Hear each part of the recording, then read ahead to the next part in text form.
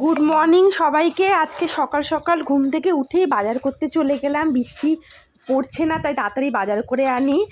অনেক দিন বাজারে যাওয়া হয়নি আমার, তো যেহেতু আমি বাইরের খাবার কিছু খাই না, আমার খাবার দাবারের জন্য বাজারে যেতেই হয় আমলকি আনার জন্যে। সকাল সকালই বেরিয়ে গেলাম, তাড়াতাড়ি করে বাজার করে এসে যাবো। আজকে এক্সারসাইজ করার সময় পেলাম না।